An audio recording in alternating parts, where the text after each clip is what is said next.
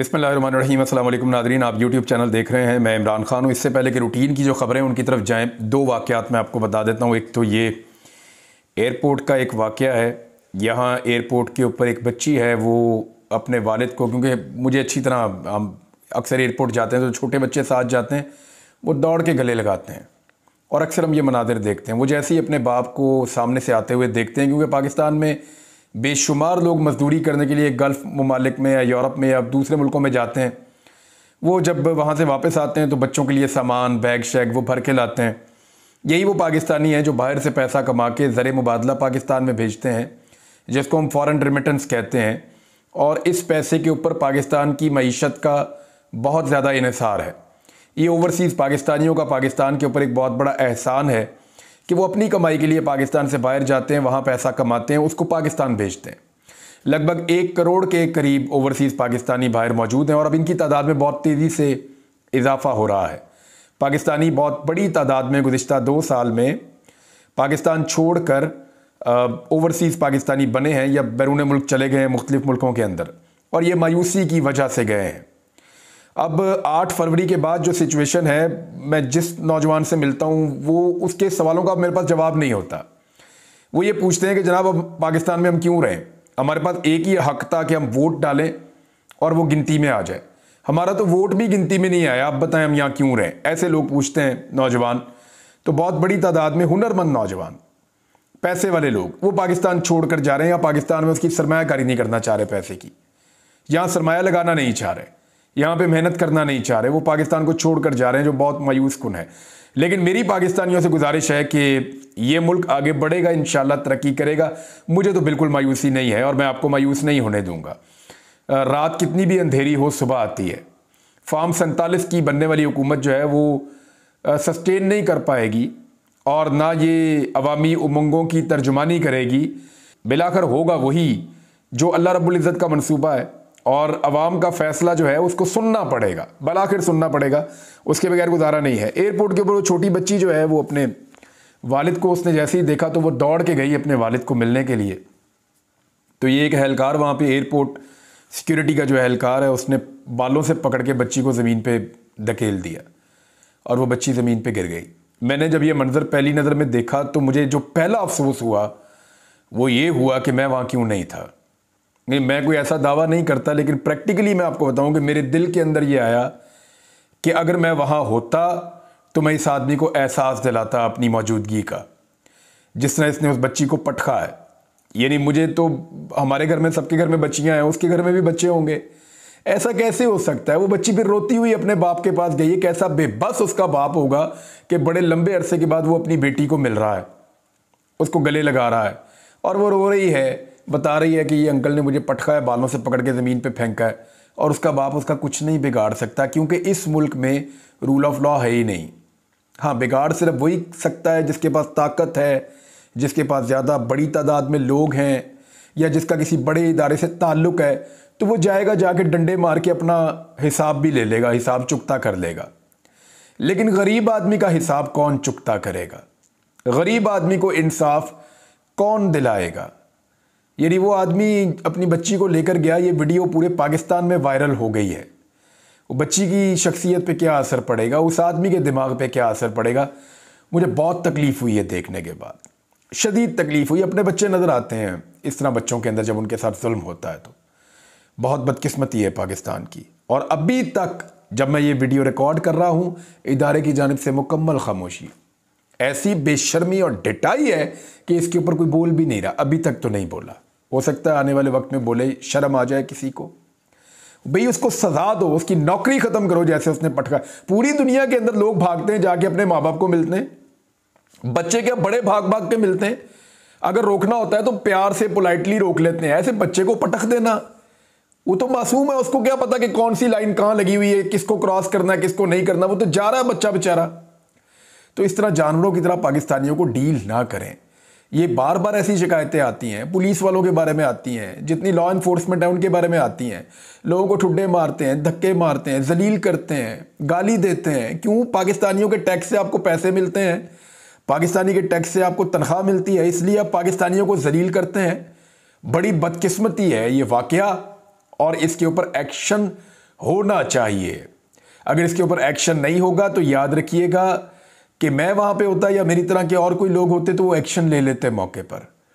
और देखें, मैं इस चीज़ के सख्त खिलाफ हूँ कि कोई कानून हाथ में ले, लेकिन ये मंजर ऐसा है कि इसको देखने के बाद कोई भी गैरतमंद आदमी अपने आप को रोक नहीं पाएगा। दूसरी खबर यह है कि बाकायदा एक खबर जारी की गई कि इमरान खान साहब ने ईद की नमाज पढ़ी और उन्होंने शाह महमूद कुरैशी साहब को गले लगाया और फिर उसके बाद एक बयान भी जारी करवाया गया। सब झूठो झूठ चुताली था, क्योंकि शाह महमूद कुरैशी साहब की जो साहबजादी हैं उन्होंने ये दावा किया कि ईद तो पढ़ने नहीं दी गई। इमरान खान साहब ने भी नए कपड़े पहने थे, यानी साफ कपड़े पहने थे। शाह महमूद कुरैशी साहब भी ईद की नमाज़ पढ़ने के लिए तैयार हुए थे। वो दोनों जब तैयार थे ईद की नमाज़ पढ़ने के लिए तो उनको ईद की नमाज़ नहीं पढ़ने दी गई। और ईद की नमाज़ तो हम सुनते थे कि भारत मकबूजा कश्मीर में जिन मुसलमानों को नज़रबंद करता था उनको ईद की नमाज़ नहीं पढ़ने देता था। मीर वाइज उमर फ़ारूक और दीगर लोग जो हैं, जो जिनको घरों में नज़रबंद कर देता था भारत, उनको ईद की नमाज़ नहीं पढ़ने देता था। जिन कैदियों को वो पकड़ लेता था उनको ईद की नमाज़ नहीं पढ़ने देता था। और हम पाकिस्तानी इसके ऊपर एहतजाज करते थे। हम ये भी देखते हैं कि मस्जिद अक्सा में बाद औक़ात नमाज़ पढ़ने नहीं देते वहाँ की फोर्सेस जो हैं। लेकिन पाकिस्तान में ये क्या हो रहा है? अगर दो ऐसे लोग जिनमें एक साबिक़ वज़ीर आज़म है, एक साबिक़ वज़ीर ख़ारजा है, वो अगर ईद की नमाज़ पढ़ लेते तो क्या फ़र्क पड़ता है इससे? बड़ी बदकिस्मती है पाकिस्तान की कि बदले की आग में इतना आगे निकल गए हैं सब लोग कि कोई पीछे मुड़कर देखने के लिए तैयार नहीं है। ऐसी खबर हमने इससे पहले कभी नहीं सुनी, नवाज शरीफ के बारे में, बाकियों के बारे में। और भी बहुत सारे लोग जेलों में रहे हैं, लेकिन ईद की नमाज ही ना पढ़ने देना बड़ी बदकिस्मती है। और जो रीज़न मुझे समझ आता है ना, फिर वो यही आता है कि उन्हें ये लगता था कि जेल के अंदर जलसे जैसी कैफियत हो जाएगी और ये चीज़ें बाहर रिपोर्ट हो जाएंगी, कैदी इमरान खान को देखकर बहुत खुश हो जाएंगे। तो इस किस्म का मुझे तो खदशा है। दूसरा एक और भी हो सकता है, सिक्योरिटी रीज़न भी हो सकता है इसका, कि इमरान खान को कैदियों के बीच में सिक्योरिटी देना कैसे मुमकिन होगा। हर तरह के कैदी होते हैं वहाँ पे, लेकिन जेल इंतज़ामिया के लिए ये कोई बड़ी डील नहीं होनी चाहिए थी। कैदी हैं वहाँ पे सब, उनके पास पूरा इंतज़ाम है, वो कर सकते हैं। लेकिन फ़िलहाल उन्होंने आसान तरीका यही देखा और इसको एक बदले के तौर पे देखा जाना चाहिए, या मुझे तो यही समझ आ रही है कि वो ये कर सकते थे और उन्होंने नमाज नहीं पढ़ने दी इमरान खान को और शाह महमूद कुरैशी को, बकौल शाह महमूद कुरैशी साहब के बच्चों के। अब आ जाएं आप इस बात पे कि किसान एहतजाज कर रहे हैं और उसका एक बड़ा सॉलिड रीज़न है, बड़ा सॉलिड रीज़न है। देखें, पाकिस्तान की रीढ़ की हड्डी किसान है। किसान ही पाकिस्तान को आगे लेकर चलता है। छोटा ताजिर है, किसान है, मिडिल क्लास है, ये मुल्कों को आगे लेकर चलती है। अब ये लोग बहुत परेशान हैं। किसान क्या कह रहा है पहले उसको आप देख लीजिए, क्योंकि इसके बाद एक दो और बड़ी खबरें हैं मैंने आपके साथ शेयर करनी है। किसानों ने मुतालबा किया है कि हुकूमत किसान कुछ पॉलिसियां बंद करे। गंदम का रेट 3900 रुपये मन जो रखा गया है वो नामंजूर है और वो ये कह रहे हैं इसके खिलाफ हम एहतजाज करेंगे। इस वक्त किसान पाकिस्तान की तारीख के बदतरीन दौर से गुजर रहा है, ये किसान रहनुमा कह रहे हैं, और ज़राअत की तरक्की के बगैर मुल्की मईशत का मुस्तहकम होना मुमकिन नहीं है। अच्छा, रीज़न क्या है? देखें, जो किसान लगाता है गंदम, उसकी कीमत बढ़ती चली गई। जो चीज़ें उसमें डलती हैं, मिसाल के तौर पे उसमें खाद डलती है, उसमें बीज डलता है और पेस्टिसाइड डलती हैं, यानी ऐसी अद्वियात डलती हैं जो फसल को बचाती हैं। फिर डीज़ल इस्तेमाल होता है ट्रैक्टर के अंदर भी, ट्यूबवेल के अंदर भी, मुख्तलिफ जो ज़रूरी आलात हैं उसके अंदर डीज़ल इस्तेमाल होता है। जो ज़रूरी आलात हैं उनकी कीमतें भी बढ़ गई हैं। तो ऐसी सूरत के अंदर जो प्रोडक्शन कॉस्ट है, गंदम की पैदावार की जो कॉस्ट है वो इतनी बढ़ गई है कि अब तो 4000 में भी उनको वारा नहीं खाता। यानी किसान को ये लगता है कि ये 5000 तक की इमदादी कीमत होनी चाहिए गंदम की, ये उन्हें लगता है। तो इस तरह तो आटा बहुत महंगा हो जाएगा, गंदम बहुत महंगी हो जाएगी। अब ये किसान का सरदर्द तो नहीं है। अगर आटा सस्ता करना है तो फिर आप बीज सस्ता करें, खादें सस्ती करें, वहाँ सब्सिडी आप दें। आप जो है वो डीजल सस्ता करें जो आपने डबल कीमत का कर दिया है।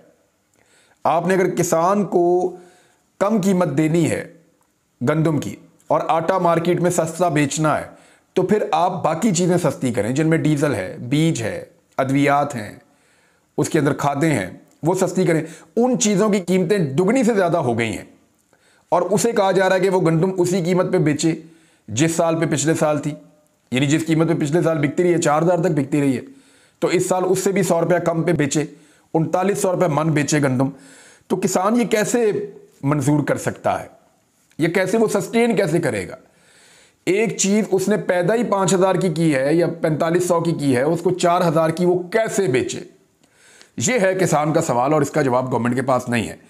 गवर्नमेंट ने इसमें क्या किया? गवर्नमेंट के पास हर चीज का एक हल होता है, सियासत, कि जी हम एक किसान पैकेज लेकर आ रहे हैं और ये बहुत बड़ा किसान पैकेज है। इससे पहले भी कहा गया था, शहबाज शरीफ के दौर में 1800 अरब का उन्होंने कहा था कि जी हम किसान पैकेज लेकर आ रहे हैं, कुछ नहीं मिला किसान को।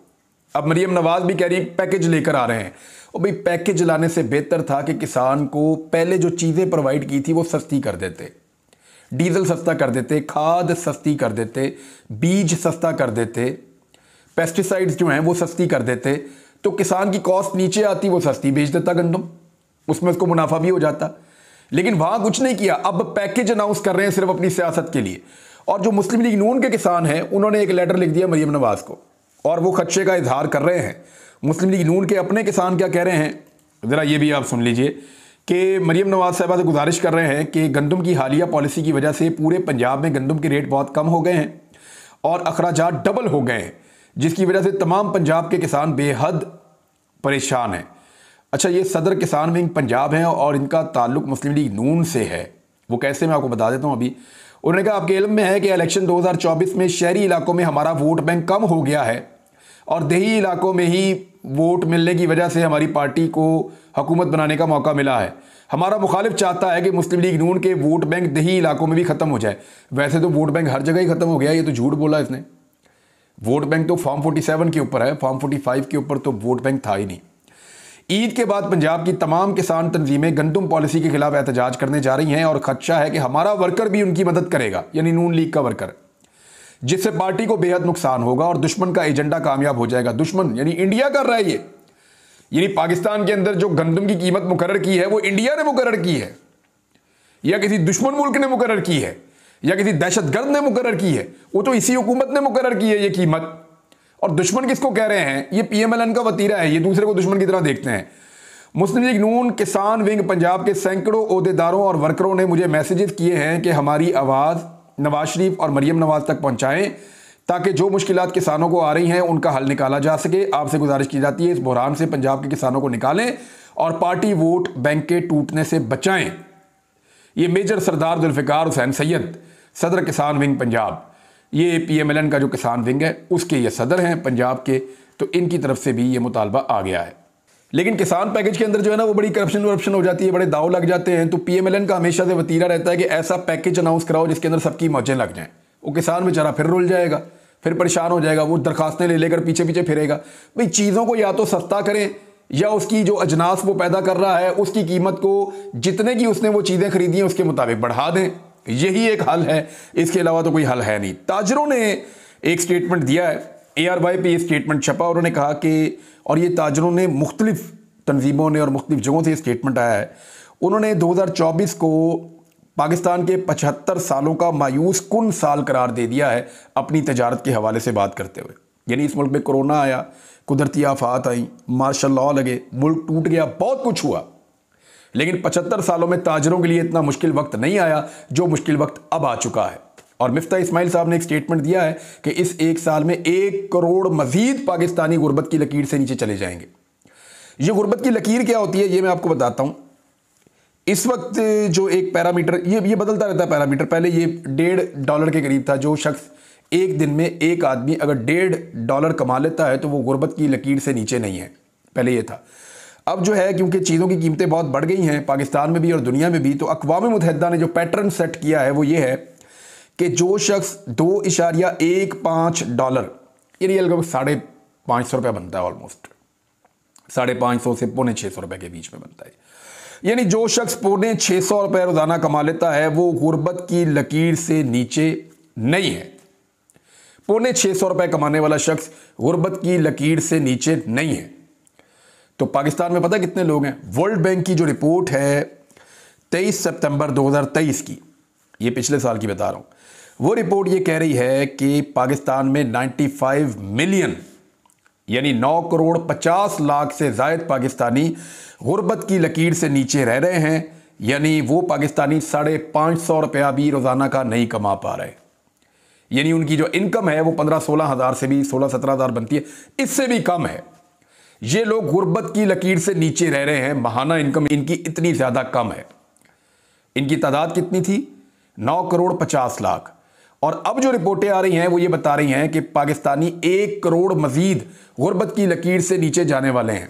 तो 10 करोड़ से ज़ायद पाकिस्तानी इस साल गुर्बत की लकीर से नीचे चले जाएंगे। यानी वो ऐसे पाकिस्तानी होंगे जिनकी रोज़ाना की इनकम 500 रुपए 550 रुपए से कम होगी, या उनकी कोई इनकम ही नहीं होगी। ये सूरत हाल तो पाकिस्तान में पहले कभी नहीं थी, जो अब पैदा हो रही है। लगातार गुर्बत बढ़ रही है। इसकी वजह से हो पता क्या रहा है? आपकी मिडिल क्लास खत्म हो रही है।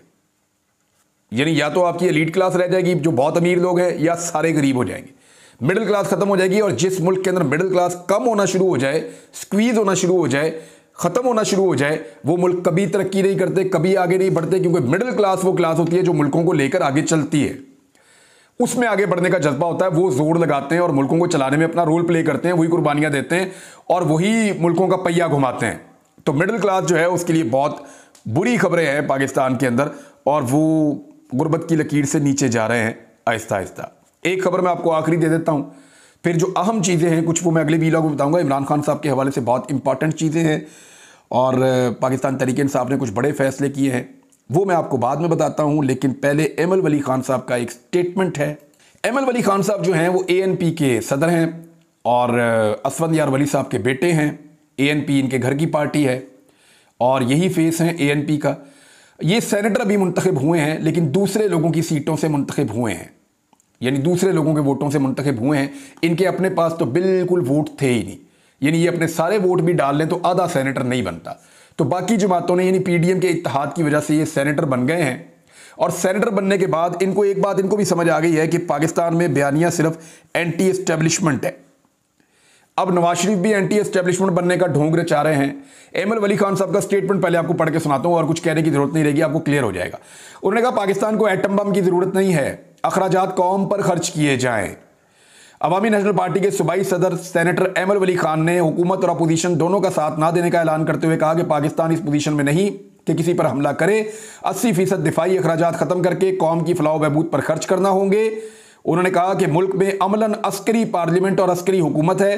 बलूचिस्तान और खैबर पख्तूनख्वा में 110% मार्शल लॉ है। कोर कमांडर्स के हुक्म पर सारे तकर्रुर और तबादले हो रहे हैं। ANP ऐवान बाला में आज़ाद बेंचों पर बैठने के लिए चेयरमैन सेनेट को जल्द दरखास्त देगी। और खैबर पख्तूनख्वा में अली अमीन गंडापुर की नहीं बल्कि कोर कमांडर और सेक्टर कमांडर की हुकूमत है। उन्होंने कहा कि पाकिस्तान को एटम बम और हमलों के लिए हथियार की कोई जरूरत नहीं। पाकिस्तान इस पोजीशन में नहीं कि किसी पर हमला करे। 80% दिफाई अखराजात खत्म करके कौम की फलाह बहबूद पर खर्च करना होंगे। एहतसाब सियासतदानों समेत तमाम इदारों का करना चाहिए। जजों को धमकी अमीद खतूत के मामले पर उन्होंने कहा कि जजेस का खत टोपी ड्रामा है। जजेस का खत एस्टेब्लिशमेंट और ISI के किरदार को साफ करने के लिए है। किसी जर्नैल के खिलाफ कोई भी सबूत और शहादत पेश नहीं होगी। उन्होंने कहा कि ANP जो है वो एक तहरीक शुरू करने जा रही है और उसका जो नारा है वो बॉर्डर जाओ बैरक जाओ, इस नारे के साथ दोबारा तहरीक शुरू करने वाली है। यानी फौज को टारगेट करते हुए ANP अब एक तहरीक चलाएगी, क्योंकि ANP को लगता है कि एंटी एस्टेब्लिशमेंट बयानिए के बगैर उनकी सियासत दफन हो रही है। बहरहाल और कुछ बताने की जरूरत नहीं है। अब तक के लिए इतने, अपना ख्याल रखिएगा, अपने इस चैनल का भी। अल्लाह हाफ़िज़।